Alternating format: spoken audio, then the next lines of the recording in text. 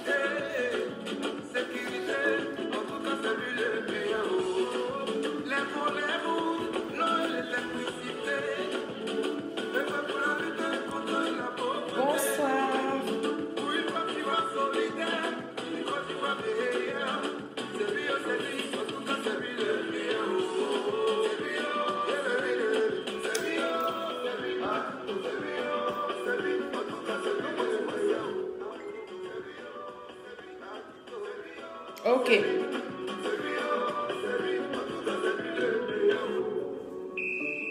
Ok, Ozoa, j'ai compris.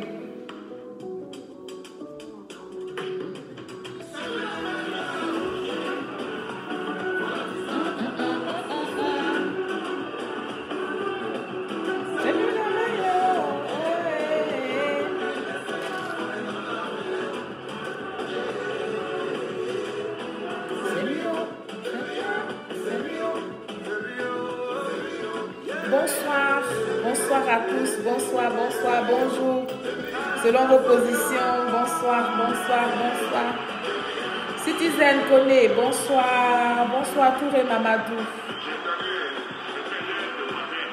Bonsoir Bilanga Sissé.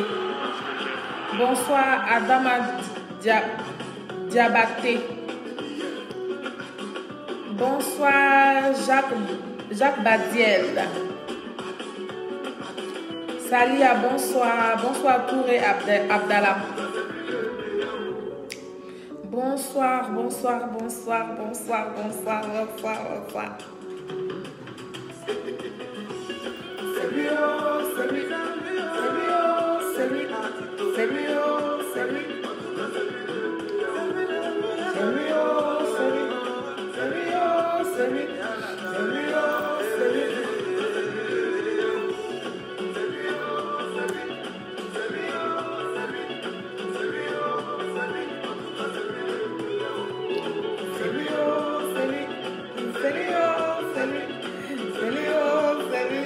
C'est lui le meilleur.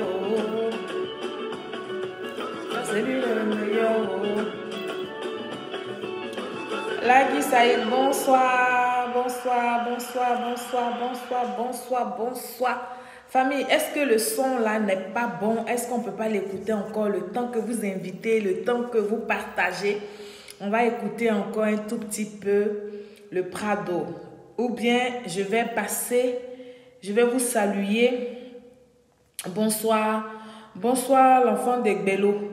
Et bonsoir, bonsoir, bonsoir, bonsoir à tous. Bonsoir selon vos positions, bonjour selon vos positions. Nous sommes là encore ce soir. En tout cas, moi je vais bien. Merci, merci pour les cœurs. Merci, merci, merci. Merci, bonsoir David. Bonsoir Diagnon Colette. Bonsoir, bonsoir. Bonsoir Abéluc Armand. Bonsoir, bonsoir, bonsoir. Merci d'être là. Alors, Doté c'est Congo. Bonsoir. Bien Francis. Bonsoir. Bonsoir, bonsoir, bonsoir. Qui d'autre? Sami Kara, bonsoir. Ah bon? Ah, ben voilà, merci beaucoup, Sami. Il dit que je me distingue. Alors, bonsoir, bonsoir, Gozambi Joël. Bonsoir, mon frère, depuis ta position. Marida Silva, bonsoir, bonsoir, bonsoir, bonsoir, bonsoir de Barbosa. De Barbosa, bonsoir. Boubacar Kone, bonsoir. Kone Lamine, je t'ai déjà dit bonsoir, bonsoir, merci. Merci. En tout cas, c'est le Prado le meilleur. Aujourd'hui, quand nous regardons tout ce qui se passe sur la toile, quand nous suivons les actualités du moment, du jour, nous sommes à l'aise de dire que le Prado, c'est lui le meilleur. C'est vraiment lui le meilleur. Et ce soir, nous allons dire encore ensemble que le Prado, il est le meilleur. Il est le meilleur parce qu'aujourd'hui, la politique qu'il a mis en place, la politique qu'il fait en Côte d'Ivoire, la façon dont il gère le pays aujourd'hui, là, ça nous démontre. C'est-à-dire que ce qui se passe sur la toile, là, c'est normal. Moi, je dis que c'est normal. C'est normal pourquoi? Parce qu'il a fallu le Prado. Il a fallu que le Prado gère le pays. Il a fallu que le Prado nous montre comment un président doit se comporter, comment un président d'un pays doit fonctionner pour que nous puissions ouvrir nos yeux pour voir les tares des autres qui ont gouverné la Côte d'Ivoire autrefois. Donc aujourd'hui, ce qui se passe sur la toile, pour moi, c'est normal. Mais ce qui n'est pas normal, c'est ceux qui essaient de manipuler la communication, en fait, de maintenir certaines personnes encore en captivité. Parce que, mes amis, croyez bien, ce que nous faisons là, ça va très, très, très loin. Les vidéos vont très loin. Et aujourd'hui, moi, je peux témoigner cela. Moi, je ne faisais pas de vidéos. Mais depuis que je me suis mise dans la battle de pouvoir parler des bienfaits du président Alassane Ouattara, de pouvoir défendre la patrie, défendre les institutions, je vois combien de fois le monde m'écrit. Je suis même débordée. Je suis débordée. Je reçois des messages de félicitations. Je reçois en tout cas de très bons retours. Il y a quelques petits gringaleux, maximum 2 ou 1 personne souvent, qui vient m'insulter. Mais ça, c'est pas grave. C'est pas grave parce qu'on ne peut pas faire l'unanimité. Mais l'objectif, c'est d'atteindre le maximum de jeunes, c'est d'éclairer le maximum de jeunes, c'est de pouvoir alerter le maximum de jeunes, afin que ces jeunes-là puissent décider d'eux-mêmes, puissent comparer les dits, puissent voir la réalité en face, avant de décider de se mettre dans la rue, mais avant de décider de faire avant de décider de poser un quelconque acte en faveur d'un tel leader, d'un X ou Y ou Z. Nous sommes là pour les institutions. Nous disons que comment on appelle ça? Nous disons que les opposants, ils ont échoué. Ils ont échoué à beaucoup de choses. Les opposants, ils auraient dû aujourd'hui là avoir une petite place en Côte d'Ivoire. Ils auraient dû avoir de la crédibilité aux yeux de nous, la jeunesse, s'ils étaient allés aux élections d'octobre 2020. Mais qu'est-ce qu'ils ont fait? À notre grande surprise, certains opposants, ils ont monté leur dossier, ils étaient pleins à monter leur dossier de candidature aux élections présidentielles. Alors que dans leur tête, eux tous, ils savent que pour certains, ils ont fait exprès. Pourquoi on dit qu'ils ont posé leur candidature? Ils n'avaient pas l'argent. Ils n'avaient pas l'argent qu'on a demandé là. D'autres même dans leur dossier de candidature là, il n'y avait pas extrait de naissance.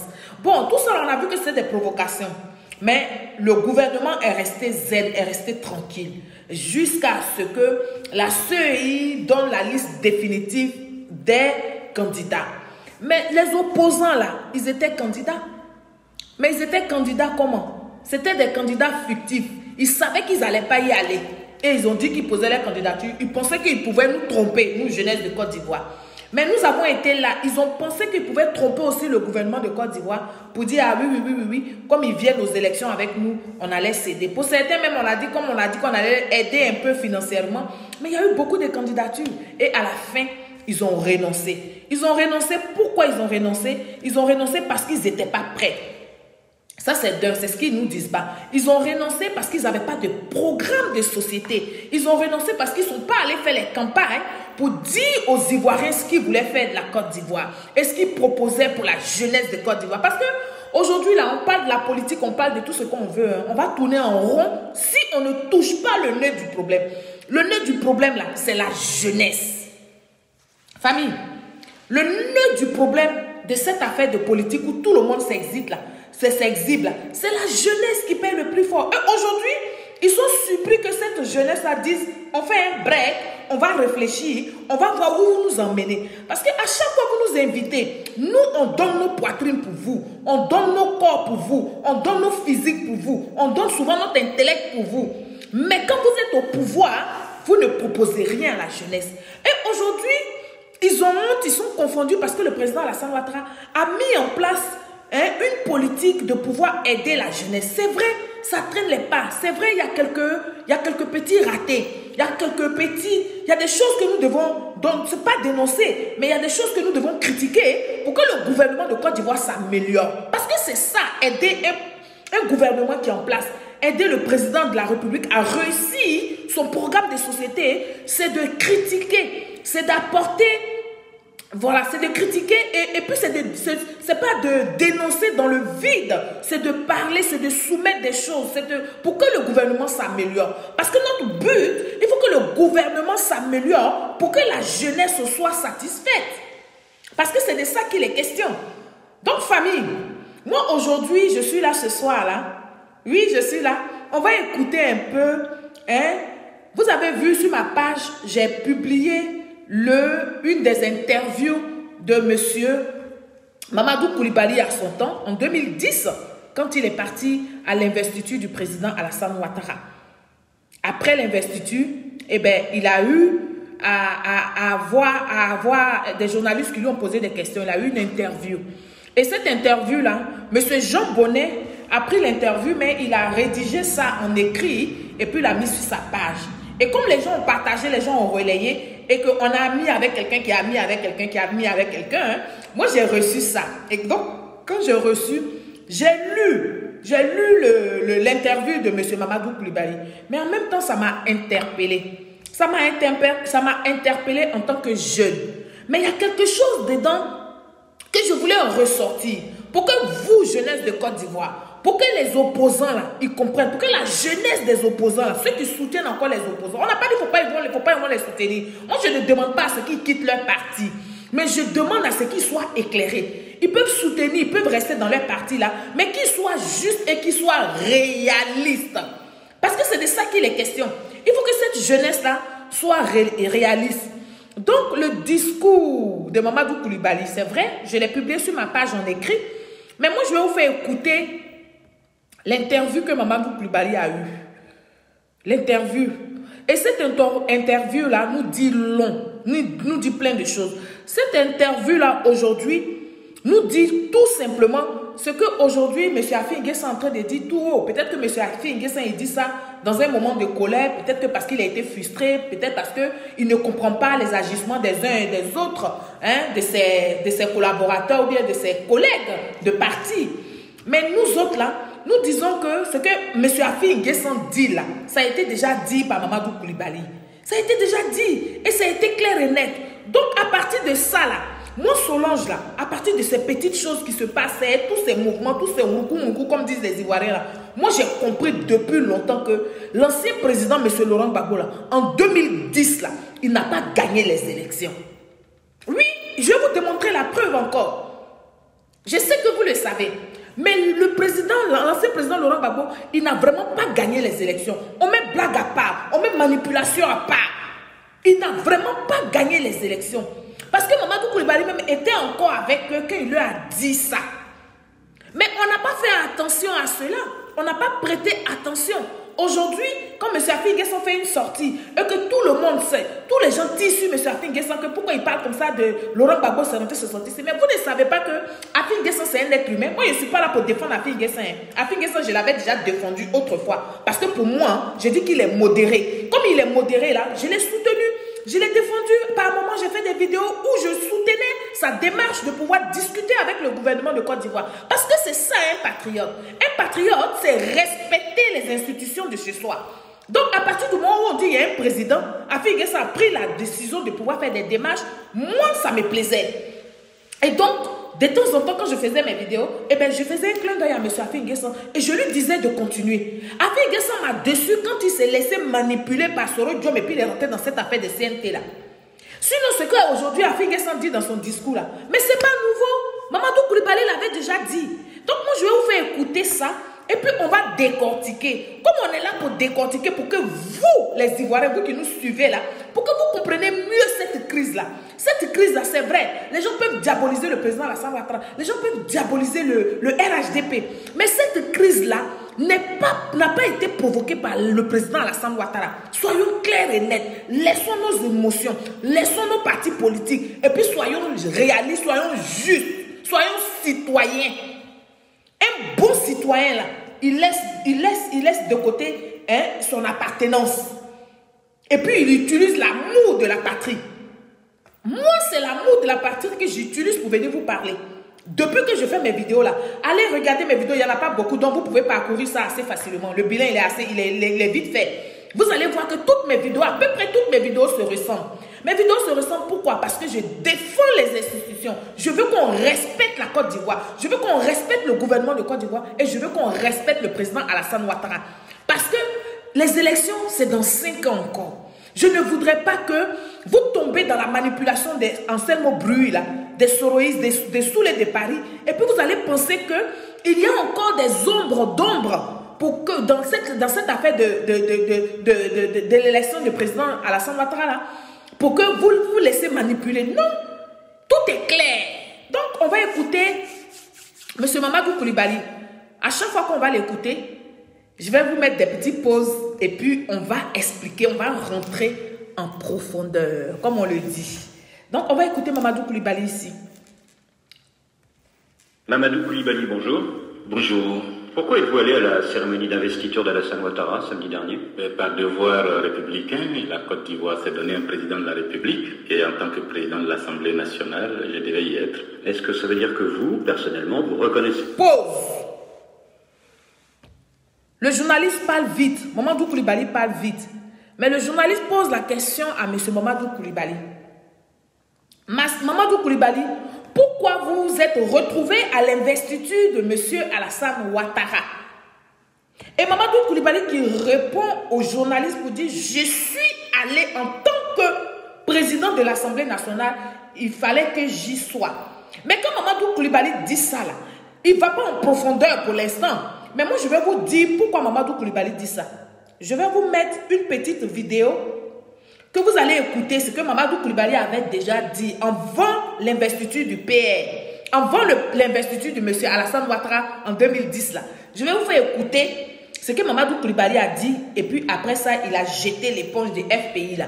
Je vais vous faire écouter ça et puis je vais vous dire pourquoi. Je vais vous démontrer que voilà les raisons pour lesquelles Mamadou Koulibaly est parti à l'investiture du président Alassane Ouattara. Je vais vous faire écouter. Le 2 décembre 2010, la commission de le Conseil constitutionnel prend un arrêté. Vous trouvez ça sur Internet.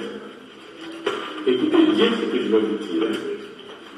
Le Conseil constitutionnel prend un arrêté. Sur requête du candidat Laurent Gbagbo, la commission électorale est dessaisie de ses pouvoirs. Vous êtes au courant de ce... Sur requête du candidat Laurent Gbagbo, la commission électorale est dessaisie de ses pouvoirs. Pause. Mamadou Koulibaly, il explique aux gens. Il dit, vous qui sautez dans les sacs de piments, qui criez, qui sont en train de voler la victoire à Laurent Gbagbo là. Est-ce que vous le savez que le 2 décembre, Laurent Gbagbo a pris... Ça veut dire que Laurent Gbagbo étant candidat, il n'est plus président. Parce qu'il est candidat. Donc, étant candidat aux élections présidentielles, avec M. Alassane Ouattara, il prend un arrêté et puis il démet le conseil, non, il démet la CEI de, comment on appelle ça, de son rôle. C'est-à-dire que ce ne sera plus la CEI qui va prononcer les résultats. Écoutons bien Mamadou Koulibaly, il a bien expliqué cette affaire-là. Écoutons-le et puis on va développer. Sur requête, la commission électorale est dessaisie de ses pouvoirs. La commission électorale est dessaisie de ses pouvoirs. Sur requête du candidat Laurent Gbagbo, la commission électorale est dessaisie de ses pouvoirs. C'était conforme à quoi? C'était conforme à rien du tout. Voilà. Il demande, sous l'ordre de Laurent Gbagbo, la commission là est dessaisie de ses fonctions. Et il demande à ceux qui le regardent, ceux qui le regardaient là, puis les journalistes, et puis certains journalistes qui posaient des questions, ce sont les gens du FPI, hein. Ce sont les supporters de Laurent Gbagbo. Il dit c'était conforme à quoi? Là, c'est que Mamadou Coulibaly ne nous dit pas. Mamadou Coulibaly ne nous dit pas que là, c'est parce que il y a eu tricherie. Ça veut dire tout simplement que c'est une tricherie. Il a tout patroué. Du moment que toi tu es candidat, tu n'es plus président, tu te donnes le droit de démettre la commission de ses fonctions. Tu vois ça? Donc déjà, Mamadou Coulibaly, déjà dans sa tête là, déjà, ça ne fonctionnait pas bien du fait que ça se passait comme ça. Il n'était pas déjà content. On va aller en profondeur. Le délai, les textes disent, si vous voulez, je reviens là-dessus, les textes disent, le texte est clair, que la commission électorale a 3 jours pour transférer les PV au Conseil constitutionnel. Nulle part il est dit 3 jours pour proclamer les résultats. On dit 3 jours pour transférer le droit, c'est le droit, les termes sont. Point. Et Mamadou Coulibaly se met à l'aise pour dire à ceux-là que le droit là, c'est le droit. Parce que le droit là fait partie des textes que nous-mêmes, nous sommes librement donnés. Nous avons noté, nous avons écrit, nous avons réfléchi. Donc pourquoi nous n'allons pas respecter ce que nous-mêmes, nous sommes librement donnés? Le droit là, c'est le droit. Gbagbo Laurent n'était pas au-dessus du droit.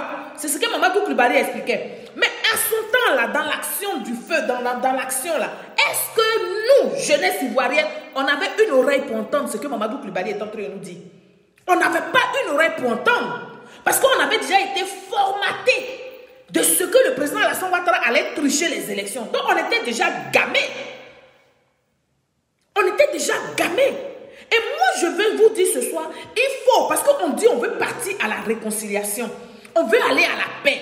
Mais il faut que toutes ces choses-là sortent. Ça fait partie on appelle ça une thérapie. C'est une thérapie. Ce n'est pas une injure, ou bien ce n'est pas que les gens qui travaillaient à Laurent Gbagbo aujourd'hui ne reconnaissent pas ce que Gbagbo Laurent a fait pour eux. Non. Tout ça, ça permet aux Ivoiriens de se reconstruire. Ceux qui ne savent pas, sous les départs qui ne savent pas là, dites-lui que quand les gens, allez dire aux gens du FPI et puis comment on les appelle, les opposants là, allez leur dire que quand les gens qui étaient à Laurent Gbagbo se mettent à parler, c'est parce qu'ils veulent vraiment qu'on aille à la réconciliation. C'est parce qu'ils veulent que les Ivoiriens qui ont perdu leurs enfants, qui ont tout perdu dans cette affaire-là, puissent se reconstruire. Pour se reconstruire là, il faut que la vérité sorte. Il faut que des choses que le peuple ne savait pas, les choses qui étaient secrètes là, il faut que ça sorte pour que ça puisse guérir ceux qui ont été véritablement blessés. Mais c'est de ça qu'il est question. Et c'est bien dommage que la jeunesse de Côte d'Ivoire, des opposants, là, ils ne comprennent pas ça. Ils voient la démarche d'Afin Guessan comme une démarche de quelqu'un qui est haineux, quelqu'un qui n'est pas reconnaissant et tout ça. Mais ça, c'est Afin Guessan qui parle maintenant. Mais Mamadou Coulibaly l'avait dit. Et Mamadou Coulibaly n'est pas le seul. Paix à son âme, si les gens comme les Désiré Tabo n'étaient pas morts là. Mais ils allaient parler parce que tous ceux-là, ils ont contribué à ce qui nous arrive aujourd'hui. Famille, c'est de ça qu'il est question. C'est le vrai point qui est là. Le FPI là, reconnaissons, si vous voulez qu'on aille véritablement à la paix sans frustrer des gens, hein, reconnaissons que le FPI a demeuré et a travaillé et a existé dans la manipulation des informations. C'est de ça qu'il est question. On continue avec Mamadou Coulibaly. Je répète qu'une institution de la République prenne sur elle, à la demande des candidats, de décharger une autre institution de la République de ses pouvoirs dans notre dispositif institutionnel, ça n'existe pas. Ça n'existe pas. Mon problème à moi, c'est que tout le monde a dit, si ça a été fait, c'est bon. Moi, j'ai tout dedans. Je dis ça, ce n'est pas bon. Stop. Pause, Mamadou Coulibaly.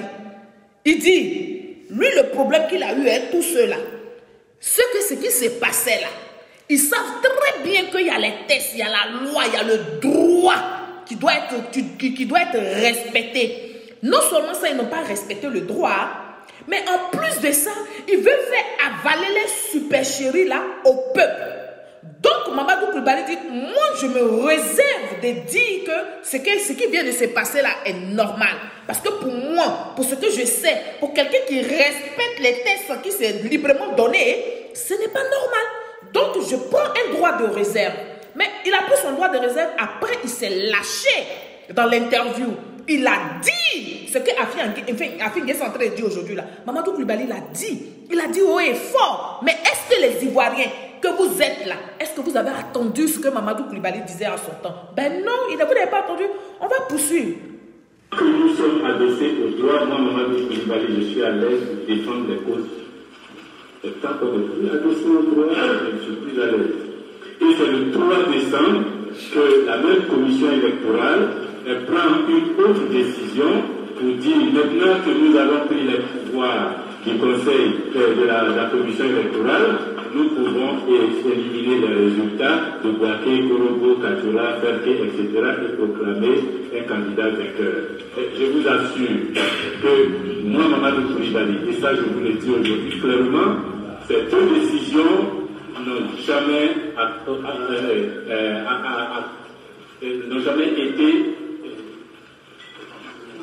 fait partie de mon consentement, de mon assentiment, n'ont jamais obtenu cet assentiment. Pour moi, c'était pas normal. C'était pas normal. Et à partir de ce moment-là, j'ai dit à mes compagnons, les gars, là, on allait trop loin. C'est tout. Donc, quand le journaliste pose la question à Mamadou Coulibaly, que pourquoi il allait à l'investiture du président Alassane Ouattara, c'est la réponse qui est là. C'est la réponse de ça que je vous ai mis là. La petite vidéo là. C'est la réponse de ça. Puisque Mamadou Coulibaly, il est cohérent, il avait déjà dit que ce n'était pas normal. Comment Laurent Gbagbo a procédé là, ce n'était pas normal. Et qu'ils étaient allés trop loin. Donc lui, à partir de cet instant, il sait que Gbagbo Laurent n'a pas gagné les élections. Il n'a pas gagné les élections. Il y en a qui se plaignent, qui me disent, on veut aller à la paix. Pourquoi tu reviens dessus? Mais je reviens dessus pour que les Ivoiriens qui n'ont pas compris autrefois puissent comprendre. Parce que, bien évidemment, on veut aller à la paix. Mais pour aller à la paix, là, pour aller à la réconciliation, c'est une thérapie. Pourquoi vous pensez que nous, on s'assoit sur Facebook et puis on demande à Soro Diop de rentrer puis il va répondre de ses actes? Mais ça fait partie d'une thérapie, merde. Ça fait partie d'une thérapie. Ça va permettre à la jeunesse de Côte d'Ivoire d'essayer de se reconstruire. Surtout les opposants qui ont entendu pendant des années, qui ont pensé qu'il y avait un messie qui venait pour les sauver là. Mais ça, c'est normal qu'on mette ces vidéos là. C'est normal qu'on aille dans les archives. Vous pensez que les archives là, c'est pour vendre quoi? C'est pas pour vendre Bofloto seulement. Hein?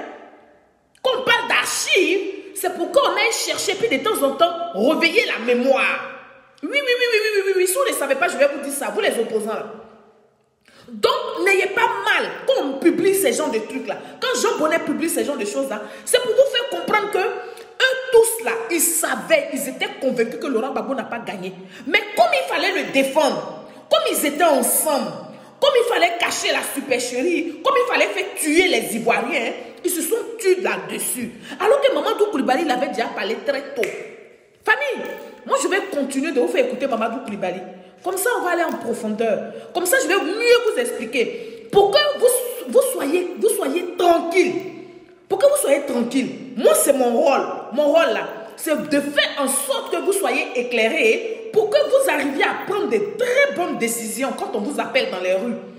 Mon rôle, c'est de vous alerter. C'est de faire en sorte que vous soyez en position d'alerte. Est-ce que vous comprenez ce que je dis? Parce que ceux-là, la communication qu'ils font là, c'est une communication d'intoxication. Et ils vont faire que vous allez perdre, c'est-à-dire vous allez perdre de vue l'essentiel. Alors que l'essentiel, c'est d'être focus sur ce que le président Alassane Ouattara est en train de faire. Parce que c'est ça que le vrai point. Famille, ils vont nous distraire avec leur palabre, avec tout ce qu'ils font sur Facebook là, pour ne pas qu'on soit concentré sur ce qui se passe dans le quinquennat du PR, et puis ça va nous dépasser, et puis nous encore, on va se plaindre, on va se fâcher pour dire qu'on ne s'est pas occupé de nous. Il y a des choses qui se passent dans le gouvernement, nous voulons être concentrés, mais en même temps on dit, comme les opposants là, ils parlent tant de réconciliation, nous, jeunesse de Côte d'Ivoire, de par ma voix, nous disons que nous allons avoir la réconciliation, hein, mais nous allons aller dans les archives. Nous allons comprendre qu'est-ce qui a mené cette crise. Pourquoi il y a eu les 3000 morts? Pourquoi il y a eu une résistance pendant qu'on a dit qu'un monsieur n'a pas gagné? Ça, il faut que les Ivoiriens comprennent. Si vous êtes d'accord avec moi, mettez les cœurs et puis on va avancer. Moi, je veux voir les cœurs. Parce que vous ne mettez pas les cœurs. Vous voulez que la vidéo soit bloquée. Si vous êtes d'accord avec ce que je dis là, mettez assez de cœurs et puis on va avancer. C'est ça qui est le vrai point. Donc, famille, on va continuer. On va écouter Mamadou Coulibaly. Alassane Ouattara comme le président de Côte d'Ivoire? Oui, et ça ne date pas d'aujourd'hui. J'ai déjà signé pour le compte du Front populaire ivoirien une déclaration. Voilà. À quel moment? Et cette déclaration-là, c'est la déclaration là que je viens de vous montrer. La déclaration de Mamadou Coulibaly là, c'est ce que je viens de vous montrer. D'accord, famille? Donc, dites aux gens, ils n'ont qu'à se calmer. Ils n'ont qu'à se calmer parce que nous avons les vrais sons. Nous avons des archives. Et dans ces archives-là, se trouve la vérité réelle. On continue. L'électorat PDC, mauvaise stratégie. On a souvent dit que Laurent Gbagbo était un boulanger qui roulait ses adversaires dans la farine. Non, ça sautait. On va pas sauter. Mamadou Coulibaly, bonjour. Voilà. Bonjour. Pourquoi êtes-vous allé à la cérémonie d'investiture d'Alassane Ouattara samedi dernier? Par devoir républicain, la Côte d'Ivoire s'est donné un président de la République et en tant que président de l'Assemblée nationale, je devais y être. Est-ce que ça veut dire que vous, personnellement, vous reconnaissez Alassane Ouattara comme le président de Côte d'Ivoire? Oui, et ça ne date pas d'aujourd'hui. J'ai déjà signé pour le compte du Front populaire ivoirien une déclaration qui le disait. À quel moment avez-vous compris que Laurent Gbagbo avait perdu l'élection? Après la décision du panel. Le panel a conclu que Pause. Est-ce que vous avez entendu? Le journaliste demande à Mamadou Coulibaly à quel moment vous avez su que Laurent Gbagbo avait déjà perdu les élections, Et Mamadou Coulibaly qui répond pour dire depuis que le panel a décidé pour dire que c'est le président Alassane Ouattara qui a gagné les élections, lui, Mamadou Coulibaly, il savait déjà que Laurent Gbagbo n'avait pas gagné.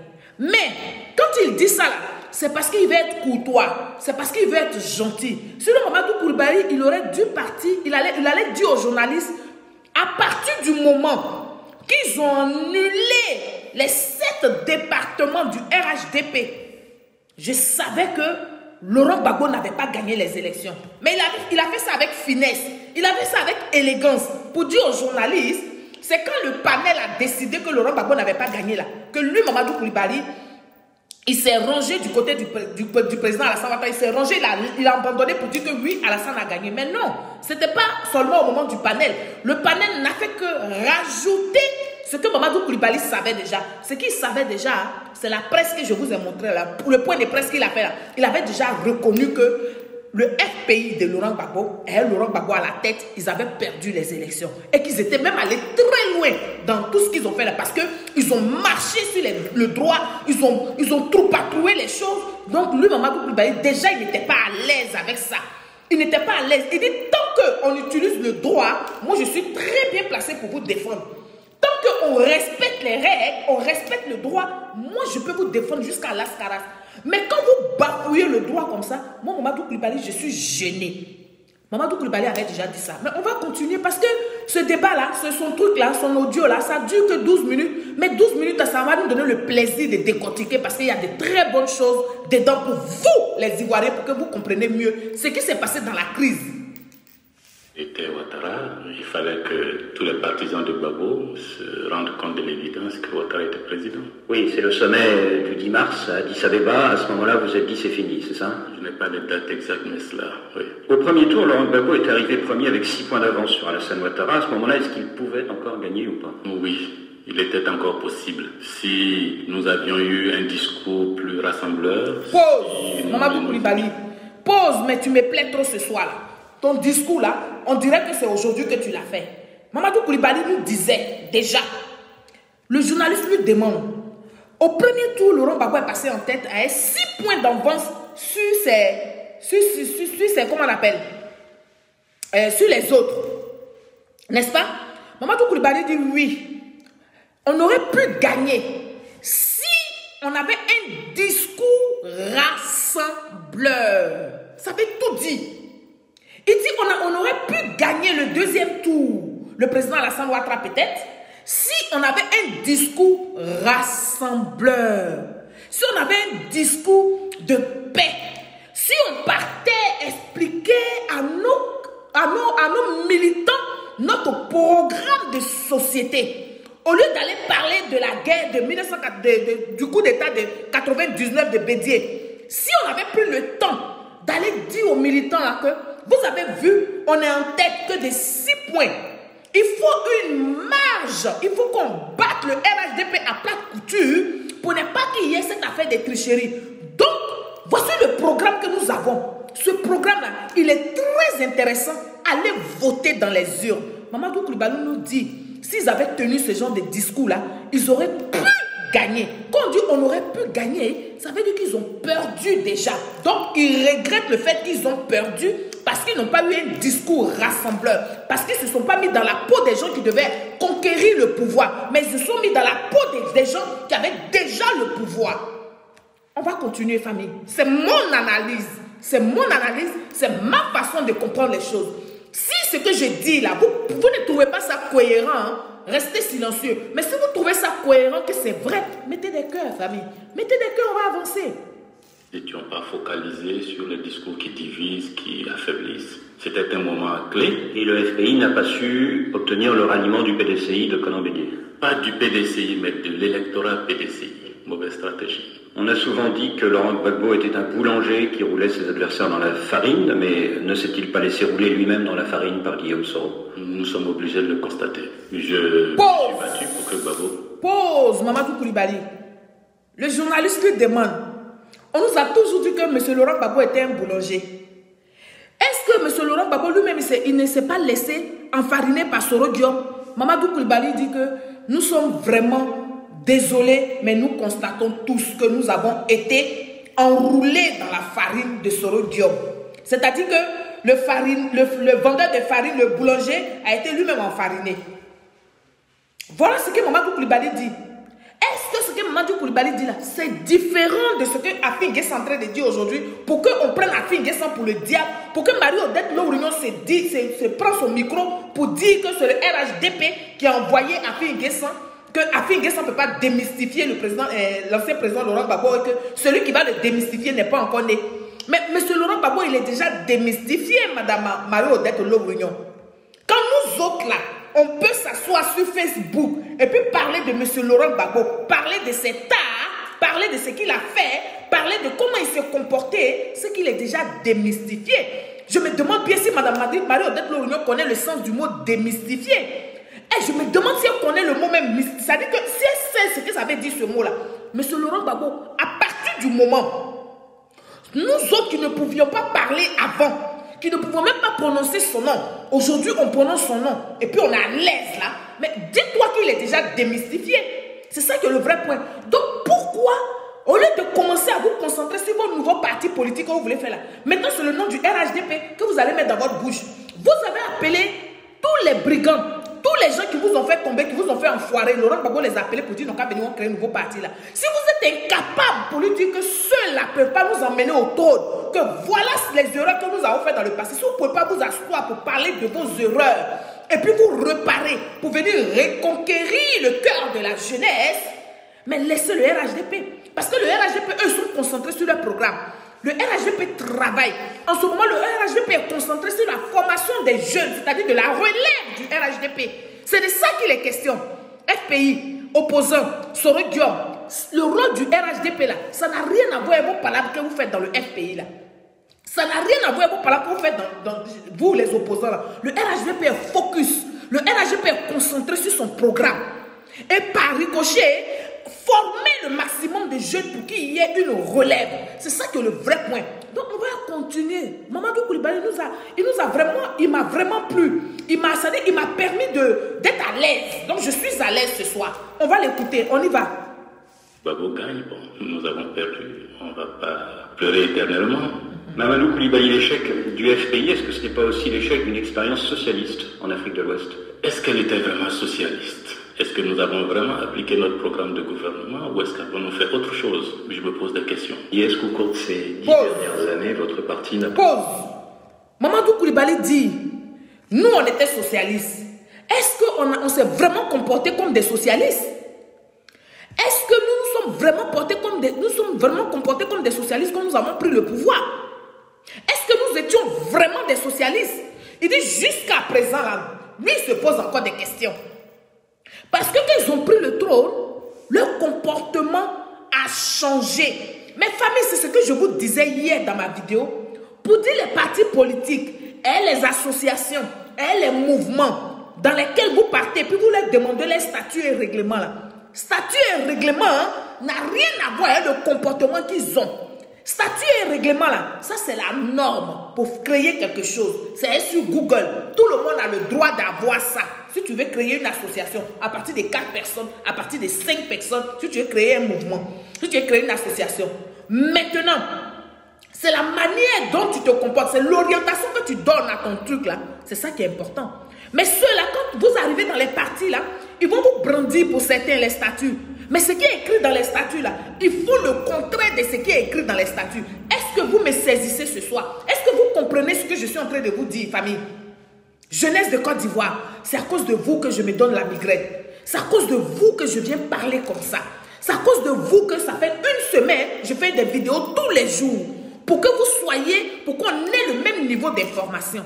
Donc, Mamadou Koulibaly nous dit, est-ce que jusqu'à présent, lui, Mamadou Koulibaly se pose des questions? Est-ce qu'on s'est vraiment comporté comme des socialistes? C'est-à-dire quoi? C'est-à-dire tout simplement, est-ce que ce qu'on a emmené comme programme, comme discours à la population, et puis la population nous a suivis là, est-ce que c'est dans ça que nous sommes toujours? Question. On y va. Ça n'a pas fonctionné en double commande, c'est-à-dire une direction officielle et disons un cabinet plus secret. Oui, nous sommes tombés dans le piège des partis qui accèdent au pouvoir et qui se laissent entraîner par l'ivresse du pouvoir. C'est vrai. La personnalité de Gbagbo Laurent était telle. Pause. Mamadou Koulibaly nous dit ici encore que c'est vrai. Nous avons été surpris. C'est-à-dire la plupart des gens que Gbagbo Laurent a nommés dans son gouvernement là.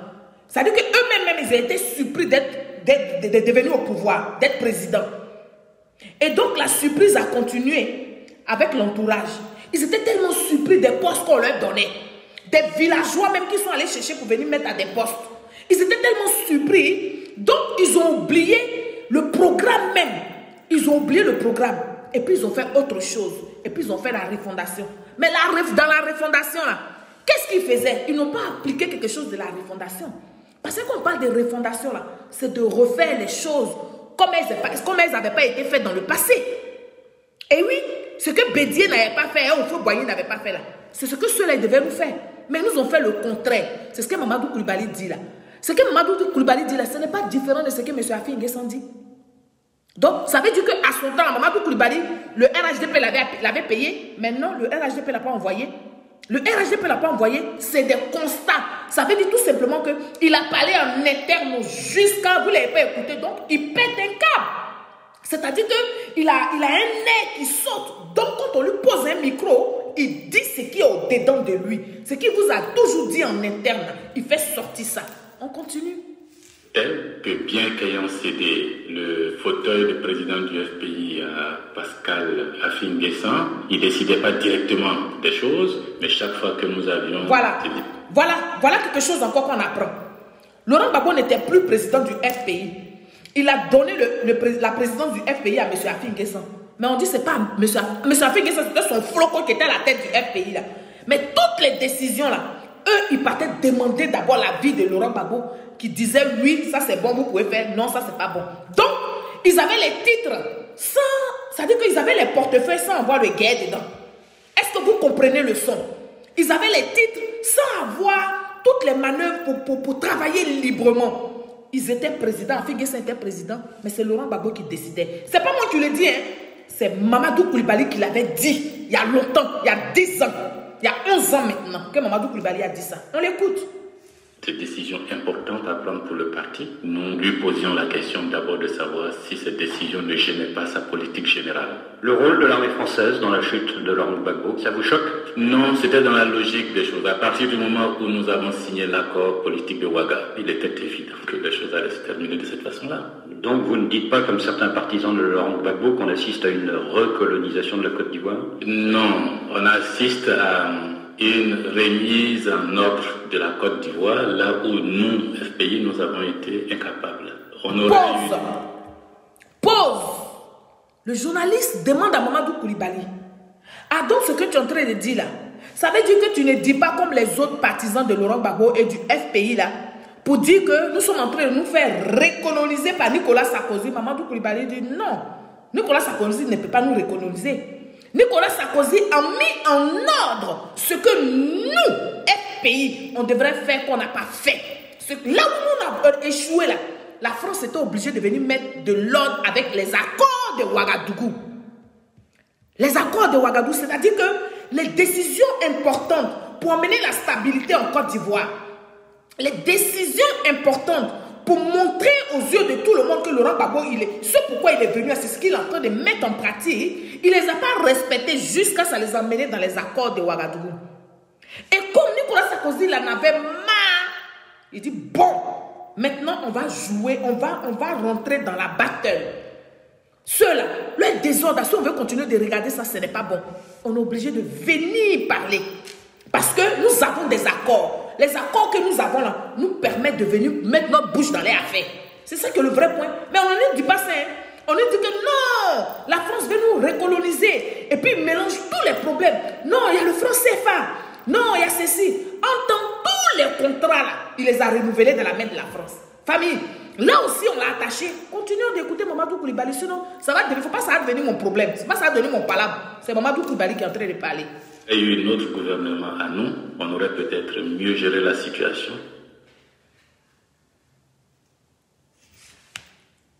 Il y a quoi ici? Bonjour. Bonjour. Pourquoi êtes-vous allé à la cérémonie d'investiture de la Non, ça ne peut pas revenir en arrière comme ça. Non. Républicain et la Côte d'Ivoire s'est donné un prix. Voilà, non. Voilà. Qu'il fallait réfléchir pour savoir quelle attitude adopter. Et puis depuis, bon, j'ai plus eu de nouvelles. Mais vous lui avez conseillé à ce moment-là peut-être de renoncer et de reconnaître la victoire de son adversaire? Je garde ça pour moi. Voilà. Et puis aucun contact. Monsieur Mamadou Koulibaly, on lui demande, est-ce que tu as causé à Laurent Gbagbo, tu lui as dit n'a qu'à reconnaître les résultats des urnes. Mamadou Koulibaly dit qu'il garde ça pour lui. Mais sa réponse est déjà faite dans le discours qu'il a fait là. Sa réponse est déjà donnée pour dire oui, j'ai dit à M. Laurent Gbagbo que tu as perdu les élections. Donc, ce n'est même pas la peine de continuer dans ce que tu veux faire là. Il faut abandonner et puis on va aller tranquillement, on va aller se préparer. Mamadou Koulibaly, il sourit, il ne dit pas ça aux journalistes, il dit je garde ça pour moi. Ça me semble dit long. Laurent Gbagbo, tes collaborateurs, ils t'ont toujours protégé. Donc, si aujourd'hui, ça parle à gauche, ça à droite, c'est parce que tu as mis le doigt dans leur gorge. C'est parce que tu es allé chercher dedans et que ça sort. Sinon, ils t'ont trop protégé. Mamadou Koulibaly, regarde comment il parle. Il parle avec finesse. On sent qu'il est dessus, mais en même temps, bon, il ne peut pas exposer Gbagbo Laurent comme ça. Donc, il dit aux journalistes, ça, cette réponse-là, je garde ça pour moi. Continuons. Par la suite, moi, je suis allé à Accra jusqu'au 11 avril. Et quand vous lui avez dit cela, il n'a pas dû apprécier. Hein. Je lui ai dit quoi? Je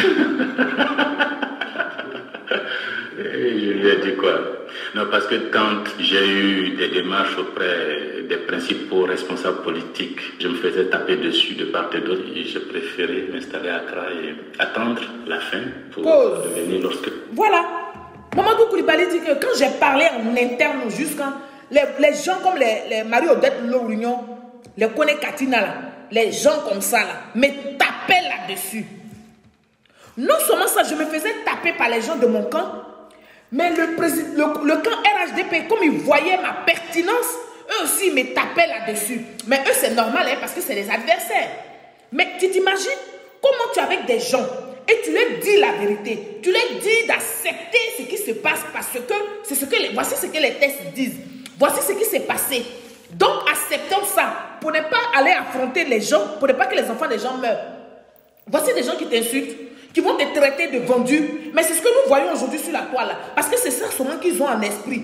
Nous autres là, on est venus parler là. Mais eux, déjà, ils avaient déjà notre enveloppe en main pour dire que nous là, on allait au restaurant parce que le président Alassane Ouattara nous a donné l'argent pour venir dénigrer comment on appelle les opposants. Depuis que moi je suis sur la toile là, je n'ai jamais été aussi vilipendé que quand j'étais dans la vie normale. C'est-à-dire que les gens pensent que tu ne peux pas réfléchir de toi-même et puis prendre une décision ou bien prendre une résolution. Quand tu prends une résolution, c'est que toi, on t'a acheté. Maintenant, quand tu leur poses la question de savoir que, donc eux qui soutiennent Laurent Gbagbo aveuglement, là, on va appeler ça comment? On va appeler ça comment? Vous dites que vous êtes des patriotes. Je reviens sur mon mot patriote. Vous dites que vous êtes des patriotes. Vous lancez des mots d'ordre partout. Vous parlez au peuple ivoirien en tant que patriote. Quand vous vous adressez à nous là, vous dites patriote. Mais vous ne respectez rien du tout. Donc vous n'êtes pas des patriotes. Vous êtes des partisans. Et puis encore, mais vous adulez, vous êtes là, vous faites le culte de la personnalité. Vous ne parlez pas des Ivoiriens. Vous ne parlez pas de la Côte d'Ivoire tout entière. Moi, c'est ce que je retiens. Donc, quand Mamadou Coulibaly finit de parler comme ça, nous autres, laissez-nous tranquilles. Dites-vous que, de toute façon, Mamadou Coulibaly a pensé là. Il y a beaucoup d'hommes qui ont vécu ça, qui pensent ça, mais qui n'ont pas eu la force de faire sortir. C'est comme nous là. Nous sommes beaucoup au milieu, on était beaucoup au milieu d'entre vous qui avaient envie de parler. Mais beaucoup se sont tués sur ce qu'ils ont envie de dire. Et puis nous, on a eu le courage, on a eu la force, on a eu la niaque, comme on dit, de sortir au milieu de vous pour venir dénoncer. Parce que ce que vous faites là, ce n'est pas pour l'intérêt général. À partir du moment où ce n'est pas pour l'intérêt général, moi, je ne peux pas soutenir ça. Donc, je vous ai approché et puis je vous quitte. Même si j'avais pris ma carte de militant, j'ai la carte là, c'est moi qui ai payé mon argent. Je vous donne votre carte. À partir du moment où ça ne parle pas d'intérêt général, je vous donne votre carte. Pourquoi? Parce que c'est peut-être vrai. Peut-être que moi je viens en Europe. J'ai la facilité d'être en Europe. Je peux m'échapper, je peux venir en Europe. Mais j'ai des milliers de frères, de cousines, de sœurs, de parents, d'amis qui sont en Côte d'Ivoire. Mais à cause d'eux, je ne peux jamais accepter que la Côte d'Ivoire brûle. Pour un quelconque, pour une quelconque élection où quelqu'un a gagné, l'autre dit qu'il a gagné, l'autre n'a pas gagné, je ne peux pas appeler les Ivoiriens dans les rues pour dire qu'ils n'ont qu'à aller se défendre. Les Ivoiriens vont se défendre contre quoi? Contre qui? Et donc on a assisté à ça. On a assisté aux morts là, des 3000 morts là. Ça n'a pas suffi. Vous êtes restés pendant 10 années en train de boycotter. Quand vous revenez sur la scène, là, vous venez encore à SNT puis boycott. Donc ça ne va jamais s'arrêter dans la politique africaine ou même dans la politique de la Côte d'Ivoire. Les boycotts par-ci, les insurrections par-là, ça ne va pas s'arrêter.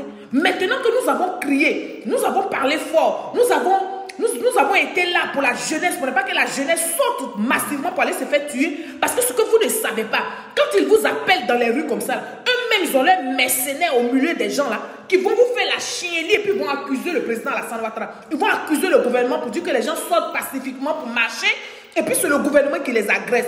Alors que eux-mêmes, ils ont mis des agresseurs au milieu de vous et puis vous demandent de sortir. Mais c'est pour ça que nous crions. C'est pour ça que nous autres, nous sommes sur Facebook et puis nous vous interpellons. Parce que nous avons compris. Nous les avons côtoyés, donc nous connaissons leurs pratiques. Oui, nous étions avec eux. Donc nous connaissons leurs pratiques. Quand je vous dis ça là, suivez mon regard. On était avec eux. On sait qu'ils appellent les gens dans les rues, mais en même temps, ils mettent des mercenaires pour emmener la chienlit. Et puis on va accuser le président Alassane Ouattara. Mais c'est à cause de ça que nous on crie. C'est à cause de ça que nous on parle sur Facebook. Sinon moi, ça faisait 22 ans que je vivais en France. Je ne fais pas Facebook. Je ne fais pas tout ça là. Je même fait mon travail et puis je m'occupe de mes parents en douce. Je vais en Côte d'Ivoire comme je veux. Je ne fais pas tout ça. Mais parce qu'on sait que la manipulation a été à outrance. Et nous sommes là. Nous avons été éclairés. Il y a quelque chose qui nous a pincé. Il y a quelque chose qui nous a titillé. Donc aujourd'hui, on est déchaînés. Donc quand on est déchaînés là, au lieu que eux, dans les camps, ils vont chercher à comprendre pourquoi ces enfants qui étaient avec nous sont déchaînés. Maintenant, ils vont t'accuser que tu es vendu, on t'a acheté, on t'est allé au restaurant et tout. Aujourd'hui là, eux tous ils sont venus au restaurant. Maintenant, ils ont honte de se déclarer qu'ils sont au restaurant. Et ça fait pitié. Famille, on va continuer à Mamadou Coulibaly parce qu'il y a un petit message pour tout à l'heure. J'ai un petit message tout à l'heure pour Marie-Odette Lorient. Donc, on va continuer. Lorsque la calmie serait arrivée ou lorsqu'ils auraient conclu leur jeu. Est-ce que vous avez été menacé par les durs du régime de Laurent Gbagbo? De part et d'autre, les durs des deux camps. Et c'est pas facile de se tenir au milieu avec des tirs croisés de part et d'autre. Vous avez tenté une médiation dans le courant du mois de mars? Même avant le mois de mars, en tout début décembre, nous étions encore à 10 ou 15 morts, justement après l'investiture du président Gbagbo. J'ai suggéré l'idée que les deux camps, comme en Afrique, c'est comme ça que ça se passe en général. Lorsqu'il y a une crise post-électorale, et puis lorsqu'on est à 500, 600 morts, on utilise ces morts comme moyen de pression pour rapprocher les camps et puis aller à un gouvernement d'union. Et puis, des amis à moi ont contacté les cadres autour de Ouattara, et Ouattara nous a reçus au Golfe. Des amis et moi, nous y sommes allés nuitamment, secrètement, et je lui ai demandé si ce ne serait pas bien que Gbagbo et lui se rencontrent secrètement, se parlent pour éviter à la Côte d'Ivoire le chaos. Bon, on était dans un jeu de bras de fer. Pause. Voilà quelqu'un qui aime la Côte d'Ivoire. Il dit, au pays, quand deux personnes font palabre, il y a des gens, même si tu supportais un, à un moment donné, quand tu vois qu'il y a des morts, tu te lèves et puis tu vas vers un autre camp. C'est-à-dire que tu laisses celui que toi tu supportes là. Tu vas chez l'adversaire et tu vas lui parler. Tu vas lui dire, je suis venu vers toi. Est-ce que ce ne serait pas bien que tu rencontres ton frère? Parce qu'ils ont dit qu'ils sont frères, ils sont amis. Est-ce que ce ne serait pas bien que vous vous retrouviez pour discuter secrètement pour que les morts là arrêtent? Mamadou Coulibaly l'a dit. Il dit qu'il est allé voir Alassane Ouattara nuitamment. Quand on dit nuitamment, ça veut dire qu'en cachette. Il n'a pas rendu ça public. Il a fait la démarche pour que les hostilités s'arrêtent. Jeunesse de Côte d'Ivoire, peuple ivoirien, c'est à vous que je m'adresse ce soir pour vous parler. Pour vous dire, il y a eu des démarches qui ont été faites. Voilà, Mamadou Coulibaly, ce n'était pas n'importe qui à ce temps. Il était le président de l'Assemblée nationale. Donc, lui, il était le garant du peuple. Donc, quand il voyait que le peuple dont il était garant mourait dans les rues, il a fait la démarche d'aller voir le président Alassane Ouattara. Et il a dit au président Alassane Ouattara, est-ce qu'il ne serait pas bien que tu rencontres l'autre? Mais parce qu'il n'est pas allé vers Laurent Gbagbo, parce qu'il connaît Laurent Gbagbo, parce qu'il avait déjà dit à Laurent Gbagbo que ce que tu as fait là, ce n'est pas bon, on ne fait pas ça. En tant que candidat, tu ne peux pas prendre la décision de démettre la CEI de son travail, de son rôle. Tu ne peux pas prendre la décision et puis dire à ton type là, Yao Paul Idri, d'annuler 7 départements de ton adversaire et puis il va laisser tomber. Donc, Mamadou Coulibaly sait que le camp de Laurent Gbagbo là, s'il retourne là-bas, ils vont lui amener des flèches parce qu'on lui mettait déjà une pression. Il est parti voir le président Alassane Ouattara. Le président Alassane Ouattara a dit, mais il n'y a pas de problème. Il faut que lui vienne, Laurent Gbagbo vienne. Laurent Gbagbo n'est pas venu. Donc, quand ceux-là, ils font leur communication, là, ils n'ont qu'à comprendre qu'il y a des traces. Et pour nous qui avons compris là, nous allons dans les archives et nous allons chercher les discours des uns et des autres. Parce qu'après ça, les gens ont parlé. Les gens ont beaucoup parlé, mais on n'a pas fait attention. Nous, on a pensé que Laurent Gbagbo était vraiment une victime. Et on s'est mis de son côté sans vouloir même écouter les autres.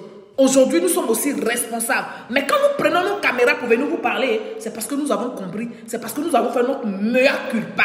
Donc, jeunesse de Côte d'Ivoire, moi, quand je suis là, puis je continue de vous expliquer les choses, c'est pour que vous soyez éclairés. On continue avec Mamadou Coulibaly, on est presque à la fin. Ne vous inquiétez pas, je ne vais pas vous retenir longtemps.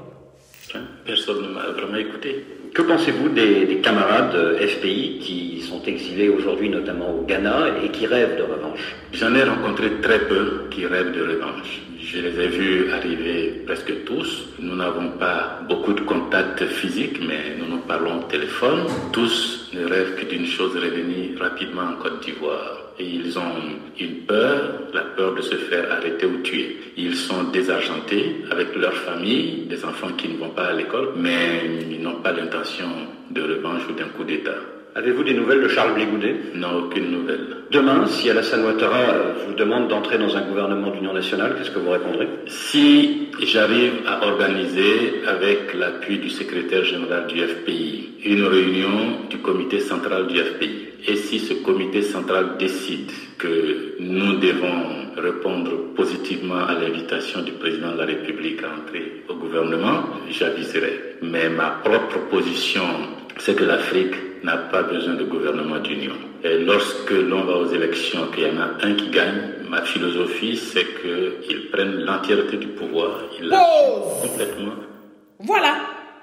Donc vous, les opposants qui rêvaient qu'il faut qu'il y ait un gouvernement d'union et tout ça, Mamadou Coulibaly a eu l'expérience. Parce que lui-même là, il était président de l'Assemblée nationale. Comment? Il est FPI. Mais le FPI n'était pas majoritaire à l'Assemblée nationale. Le FPI était à la tête, le FPI était président. Hein, mais à l'Assemblée nationale, c'est le PDCI qui était majoritaire. Donc il a fallu Donald Flogro, je vous ai dit ça hier, Flogro qui allait dealer moyennant l'argent.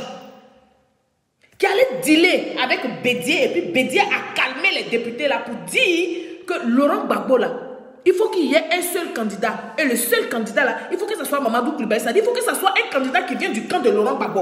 C'est-à-dire que dans tout ce qu'ils ont fait là, ils ont fait des deals en deals, des deals en deals, des troupatouages en troupatouages. Est-ce que ceux-là, nous, jeunesse de Côte d'Ivoire, nous pouvons leur faire confiance? Non. C'est pour ça que nous profitons de cette vidéo-là, de cette occasion-là pour dire au président Alassane Ouattara, même si demain l'attente venait parfaitement, qu'il y avait la réconciliation, hein, il n'est point question que les opposants soient dans le gouvernement de Côte d'Ivoire actuellement. Non. Le gouvernement de Patrick Achi, là, il n'est point question que le président Alassane Ouattara prenne des opposants pour dire qu'ils vont avoir des postes ministériels, ou ils vont avoir des quelconques postes de DG et consorts. Nous n'en voulons pas que le président travaille avec son équipe. Point. Ceux qui ne sont pas d'accord, comme les Soro Diome et les Conan Bédier qui ont quitté le RHDP, qu'ils restent là où ils sont, qu'ils restent dans leur parti, et que le président Alassane Ouattara se concentre sur la Côte d'Ivoire. Parce que nous, jeunesse de Côte d'Ivoire, il va faire un bilan, et puis nous, on va critiquer ce bilan-là. Oui, il va faire un bilan, puis nous, on va parler de ce bilan-là. Donc, on ne veut pas des opposants dans son gouvernement. De toute façon, ils ont commencé à se rendre les visites, ils ont commencé à s'appeler plein au téléphone là. On ne veut rien de tout ça. Il n'a qu'à gérer son gouvernement, n'a qu'à gérer son quinquennat. Et puis, on va voir comment ça va se passer les années à venir. Mais pour l'heure, le gouvernement, les opposants, ils n'ont qu'à rester opposants. Ils n'ont qu'à rester opposants et puis ils n'ont qu'à revenir reconquérir le peuple avec un programme de société. C'est ce que nous disons. Oui, parce que là, bientôt, nous avons les municipales. Et puis nous avons les questions, comment on appelle ça? Les régionaux à faire. Il faut que le président Alassane Ouattara soit vigilant. Il faut que le RHDP soit vigilant. Les opposants là, nous ne les voulons pas. Parce que Mamadou Coulibaly, il a été victime de ça. Il dit, ils étaient présidents, mais ils n'avaient pas toutes les manettes. Donc, ils n'ont pas pu mettre en place leur programme de socialistes là. Ils étaient plus socialistes parce qu'ils étaient mélangés à l'Assemblée nationale là-bas. C'est-à-dire qu'ils étaient mélangés partout. Sans oublier maintenant qu'ils sont partis prendre les rebelles. Le chef rebelle Soro Diop pour venir le rajouter dedans. Donc, tu t'imagines, PDCI. Toi, tu es FPI, tu es président. PDCI qui est de la droite. Et puis maintenant, la rébellion avec toi. Tu allais t'en sortir comment? Tu n'allais pas t'en sortir. Mais en plus de ça, tu t'es pas en sorti même parce que tu n'avais pas de programme. Oui, tu avais ça sur papier, mais tu ne peux pas mettre ça en pratique. C'est ça qui est le vrai point. C'est ça qui est le vrai point. Famille, on va continuer d'écouter Mamadou Coulibaly. Pendant la durée de son mandat. Est-ce que, exceptionnellement, vu la crise, la guerre qui s'est produite, il ne faut pas faire un geste de réconciliation et faire entrer dans un gouvernement les principaux partis du pays? C'est le raisonnement que nous avons tenu en 2000. Quand Gbagbo Laurent a gagné les élections, ça s'est terminé par une guerre. Aujourd'hui, si l'on veut aller à la réconciliation, le gouvernement d'union n'est pas forcément la solution. Il faut déjà renoncer à la vengeance justicière là, et permettre que l'opposition s'organise et que l'opposition ait le droit d'exister. En étant dans l'opposition, nous pouvons contribuer à la réconciliation. Il faut renoncer à la vengeance judiciaire. Est-ce que vous voulez dire qu'il faut... Ben, c'est ce que je vous disais. Famille, respectez-moi parce que j'ai une lecture politique. Respectez-moi parce que je vois les techniques. Mamadou Coulibaly, je ne l'ai même pas écouté, je ne savais pas s'il allait dire ça. Il dit que pour que ça se passe bien là, le président Alassane Ouattara doit les laisser où ils sont là. Il doit les laisser en tant qu'opposants pour qu'ils se préparent, pour qu'ils essaient de reconquérir le pouvoir. Oui, c'est de ça qu'il est question. C'est ce que je vous disais tantôt. Le président Alassane Ouattara doit laisser tous les opposants là où ils sont. Et puis ils vont s'organiser, et puis ils vont nous envoyer un programme. Et puis on va voir ce qu'ils ont dans les tripes. Parce qu'on est fatigué, hein, le populaire. C'est-à-dire que les discours guerriers ou bien les discours populistes là, non, on ne veut plus ça. Nous, jeunesse de Côte d'Ivoire, nous voulons du concret. Parce que c'est nous qui restons sur le carreau. Et finalement, nos enfants vont venir, nos enfants seront sur le carreau. Ben oui, c'est de ça qu'il est question, famille. On continue, la vidéo est presque finie. Et puis maintenant, je vais bailler pour vous donner. Qu'il faut libérer Laurent Gbagbo? Je pense qu'on peut lui reprocher tout ce qu'on veut, mais il faut reconnaître qu'il n'est pas le seul à avoir commis toutes les fautes commises. Je ne dis pas au président de la République Ouattara de ne pas faire la justice, mais je dis qu'un bon geste de réconciliation serait aussi de montrer qu'il est capable de pardonner à Gbagbo et à tous les militants de son parti qui sont en ce moment incarcérés à la Pergola, au Djenné, à Korogo. Se venger n'est pas forcément bon signe. Est-ce que c'est votre priorité, la libération de Laurent Gbagbo et tous vos anciens camarades qui sont en résidence surveillée? Non, le FPI n'est pas en mesure aujourd'hui de poser des préalables. Ce n'est pas la priorité. Mais si vous ne pouvez pas... Vous avez vu? Mamadou Koulibaly a dit. Il dit, quand on demande les choses, il faut mettre la manière. Donc quand il parle, il dit, monsieur le président Alassane Ouattara, si vraiment il pouvait faire un geste pour libérer Laurent Gbagbo et puis tous ces autres-là. Mais le FPI, là, les gors, ceux qui disent qu'ils sont gors, des gors ou rien que pour qu'on libère, pour qu'ils aillent discuter le président Alassane Ouattara, il faut qu'on libère les choses. Mamadou Koulibaly avait déjà dit, il dit que vous n'êtes pas en position de force, vous ne pouvez pas poser des préalables dans votre demande que vous faites. Et c'est ce que moi j'ai toujours dit.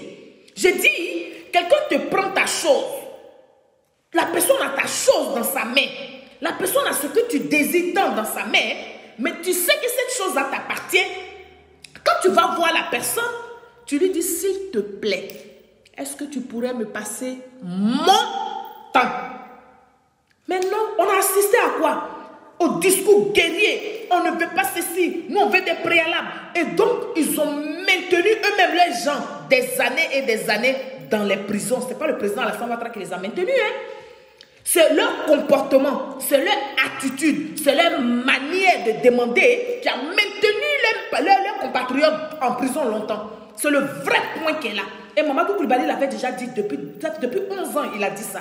Il dit vos manières de faire là, ça ne peut pas emmener vos gens là à sortir de prison. Aujourd'hui, on en est où? Vous avez lancé des préalables jusqu'à... Tu as vu ça où même? Toi, tu n'as pas la force. C'est pas toi qui as la capacité des choses. C'est pas toi qui as la possibilité de décision. C'est pas toi qui as le pouvoir de décider. Et toi, tu émets des préalables. Famille, on va donner, nous autres là, on va donner des cours aux gens là, aux opposants, on va les donner des cours. Et puis ils vont comprendre que ça là, la politique là, aujourd'hui là, c'est devenu facile à comprendre. Faut pas, ils vont nous marmailler. On n'est plus dans la marmaille. Nous, on veut du concret. On va continuer. Et puis c'est la fin. On va voir. On va juger tous les criminels. Alors pourquoi ne pas renoncer à cette vengeance et établir un processus qui libère tout le monde? Le président Alassane Ouattara ne s'est pas vengé. Le président Alassane Ouattara est rigoureux. Ça s'appelle de la rigueur. C'est ce que vous n'avez pas eu là. La rigueur que vous n'avez pas eu pour mater Soro Diop. C'est ça que le président Alassane Ouattara a eu avec vous. Pour dire que vous savez très bien que vous n'avez pas gagné les élections. Et puis vous avez laissé les enfants des gens mourir. Vous avez laissé les gens s'affronter. Donc quand on vous attrape là, c'est en prison qu'on va vous mettre. Ça s'appelle de la rigueur, Mamadou Koulibaly. Oui, ça s'appelle savoir gouverner. Ce n'est pas de la rancœur ni de la vengeance. Rectification à ce point-là. Parce que là, on dirait que tu voulais zailler un peu. Non. Le président Alassane Ouattara ne s'est pas vengé. Le président Alassane Ouattara a mis de la rigueur. Il a mis du sérieux. Il a mis la différence entre vous, opposants, et lui, président de Côte d'Ivoire. C'est de ça qu'il est question, Mamadou Koulibaly. On va poursuivre.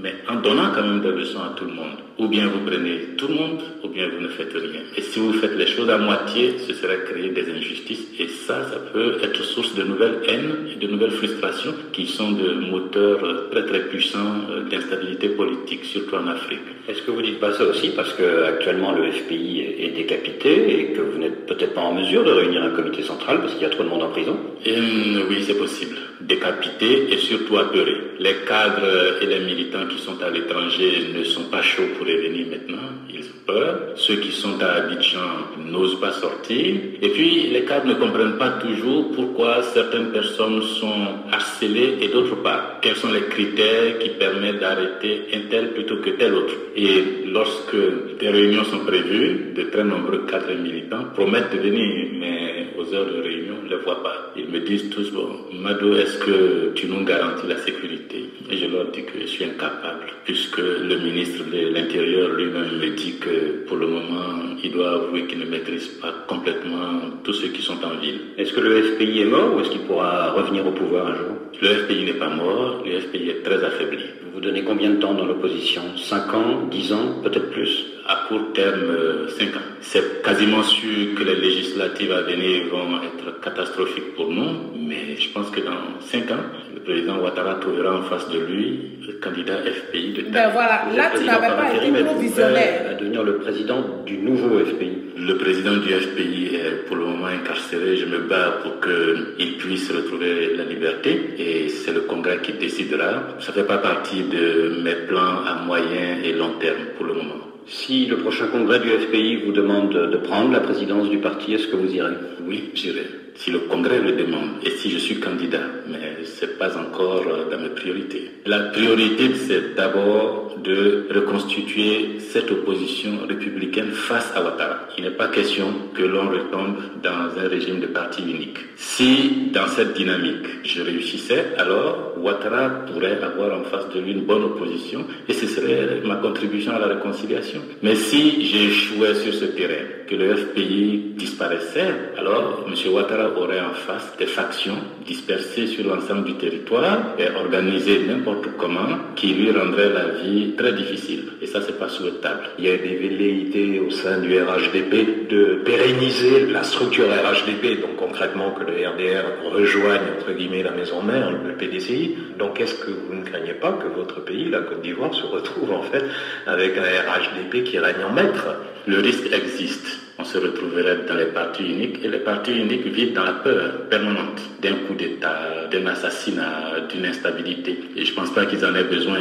Par contre, s'ils arrivent à s'organiser pour reconstituer l'ancienne famille PDCI d'Oufoué et sans nous embastiller, sans bloquer nos comptes, sans nous tuer, qu'ils nous permettaient d'organiser nous aussi le CNRD en face un grand mouvement d'opposition, on irait vers un bipartisme en Côte d'Ivoire, un grand parti au pouvoir et un grand parti d'opposition. C'est possible, c'est jouable. Et c'est dans ce sens-là que j'aimerais bien, avec quelques amis, le secrétaire général, pouvoir travailler. Créer en face du RHDP un grand mouvement politique d'opposition.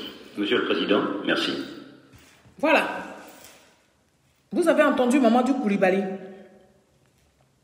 Mamadou Koulibaly, il nous a tout dit. Sur cette crise-là. Famille, qu'est-ce que vous voulez que je rajoute encore? Actuellement, à l'heure actuelle où nous parlons là, M. Laurent Gbagbo ne peut pas créer un nouveau parti politique parce qu'il a été condamné à 20 ans. Il n'a pas été amnistié par le président Alassane Ouattara. Il avait été condamné. Et ça, là, ça est dans ses dossiers. Voilà. Donc, il ne peut pas. Mais comme la Côte d'Ivoire aujourd'hui, tout le monde parle de paix. Si le président Alassane Ouattara, moi je pense qu'il faut à un moment donné, il faut vraiment qu'on ait nos dirigeants là, qu'on ait des gens en face de nous qui continuent d'être fermes et qui respectent les tests. C'est important. Parce que quand quelqu'un a déjà été condamné pour 20 ans, là, mais il perd ses droits civiques. Oui, quand quelqu'un a été déjà condamné là, il perd ses droits civiques. Bon, quelqu'un qui n'a pas de droits civiques, il va être président d'un parti. Mais franchement, il faut que nous voyions tout cela. Donc, Côte d'Ivoire, jeunesse de Côte d'Ivoire. Moi, je vous ai fait écouter ces choses-là parce que je vois sur Facebook que tout le monde harcèle Afin Guessan. Et ça pleut de partout. On insulte à gauche, à droite. Non, Afin Guessan, il ne fait que dire. Ça veut dire qu'il vomit ce qu'ils sont allés chercher dans sa gorge. C'est ce qu'il vomit. Ce qu'il a toujours caché. Ce qu'il a toujours protégé. C'est de ça qu'il est question. Donc, allez dire à Marie-Odette Lorignon que le RHDP n'est pas sa serpillère. Ils ont échoué avec LMP là. Ils sont en train de créer un nouveau. Elle n'a qu'à se concentrer sur le nouveau là. Mais le nouveau là, si ce sont les gens comme les Marie-Odette Lorignon, si ce sont les gens comme les Stéphane qu'on appelle pour dire venons, on fait partie, un grand mouvement des opposants, hein, c'est parti à c'est voué à l'échec. Nous, jeunesse, qui sommes en train de galvaniser le RHDP là, on va les écraser. C'est de ça qu'il est question. Parce que ceux-là, ils traînent des casseroles. Hein. Et oui. Donc, au moment des débats là, on va aller dans les archives et puis on va sortir les dossiers. Oui, dossier dans dossier, on va sortir les dossiers. Et puis on va dire, c'est vous là, c'est vous comme ça là, qui voulez venir diriger la Côte d'Ivoire. C'est-à-dire qui voulez venir prendre le pouvoir pour diriger les Ivoiriens. Maintenant, la jeunesse de Côte d'Ivoire là, on veut mieux. C'est-à-dire qu'on a besoin de meilleurs, on a besoin d'avenir, on a besoin de pouvoir compter sur des gens dignes, véritables. Mais ce n'est pas ceux-là. Ce n'est pas tous ceux que nous on a vus là. Quand ils étaient au pouvoir, on les a vus. Quand ils n'étaient pas au pouvoir, on les a vus. Aujourd'hui, là, on continue de les voir. Donc, on connaît l'état, on connaît les limites, on connaît les agissements. Donc, on ne va pas permettre, on ne va pas accepter que nous, jeunesse, ils viennent nous diriger, famille. C'est de ça que je voulais parler avec vous. L'heure a avancé, il est 22h26. Je ne vais pas continuer de vous retenir. Mais seulement, je vais vous demander d'aller vous abonner sur ma chaîne YouTube. Et que bonne soirée à vous tous. Nous sommes encore là, nous serons là pour décrypter. Nous sommes là parce qu'ils sont en train de... Ils nous envoient des sujets et nous sommes à l'aise pour leur parler parce que nous savons ce qui s'est passé réellement et nous allons vous éclairer. Nous allons continuer de vous alerter pour que ensemble nous puissions vraiment être concentrés sur le quinquennat du président Alassane Ouattara. Bonne soirée à tous. Que Dieu protège la Côte d'Ivoire. Que Dieu protège le gouvernement de Patrick Hachi. Que Dieu protège tous les membres du gouvernement. Que Dieu même protège aussi les Ivoiriens qui, à chaque fois, se battent pour les dirigeants là. Que Dieu nous protège tous et que Dieu nous donne la bonne compréhension. Merci et à bientôt. Au revoir.